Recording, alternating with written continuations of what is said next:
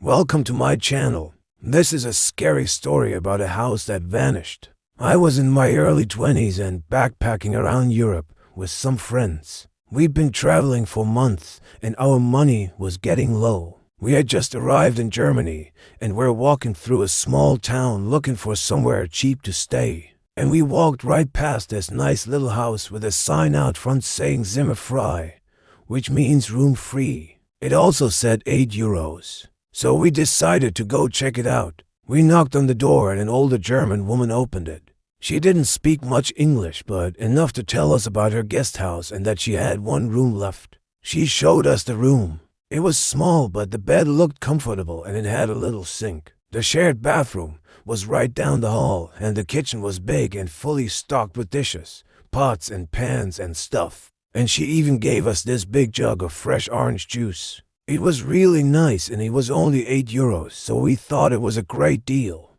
We dropped our bags off, paid her and headed out to explore the town. It was a little after 4 p.m. when we went to check out the town and everything was closed. Most of the shops and restaurants didn't open till 5 or 6 p.m.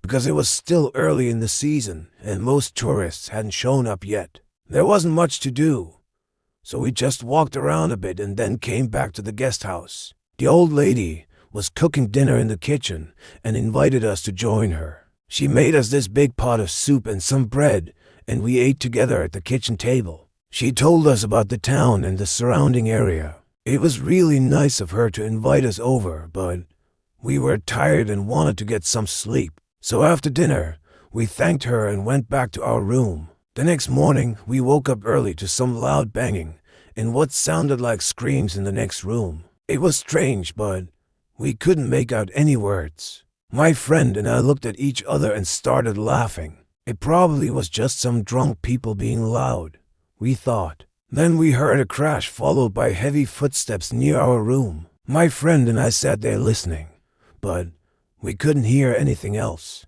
Perhaps it was just a branch that fell outside, we thought, trying to convince ourselves. But we could have sworn that we saw the old lady peek in the doorway. She must have gone out for the day, we thought. So we got up and went to the bathroom to brush our teeth. As we were washing our faces at the sink, we noticed something strange. The sink was full of little pebbles and dirt. It was barely a trickle, but water was coming in through the holes where the stopper should be. And then we heard a noise again, just like the day before. Loud banging followed by what sounded like screaming. Now, pretty scared, we ran out of the bathroom and into the hallway.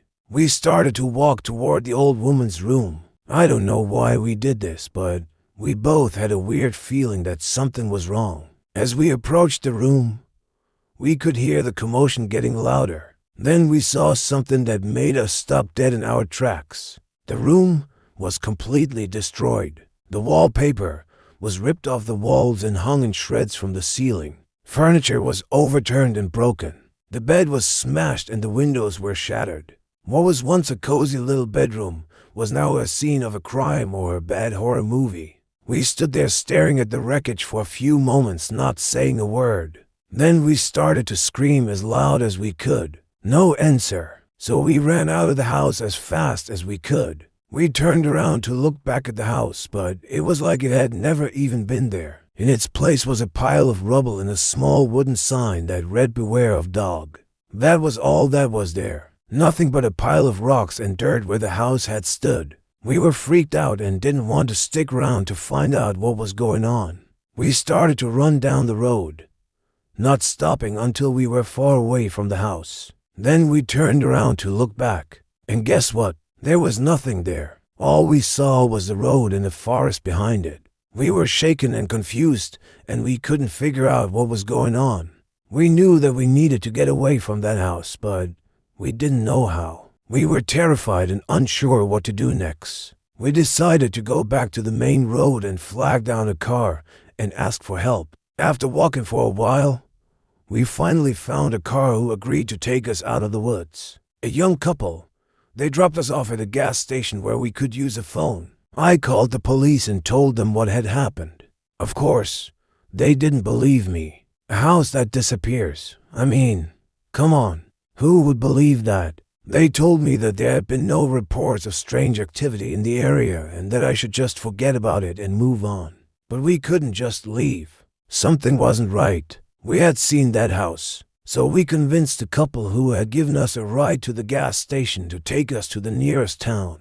They agreed, but they warned us that we would need to pay for gas. We didn't care. We just wanted to find some answers. When we arrived in town, we asked a group of teenagers if they knew anything about a house in the woods. The kids looked at us like we were crazy and said that they had never heard of anything like that. Feeling desperate, we went to the local pub and sat down at the bar. I told the bartender what had happened and he listened patiently. When I finished my story, he poured me another beer and said, "You should come see something." He led me through the pub and out the back door to a small shed. Inside the shed were several motorcycles and some gardening tools. "What does this have to do with the house?" I asked. The bartender smiled and said, "This will show you." He brought out an old shovel and handed it to me. "Go dig," he said. I don't know how long I dug for. All I can remember is that my hands were raw and bleeding, and I couldn't find anything.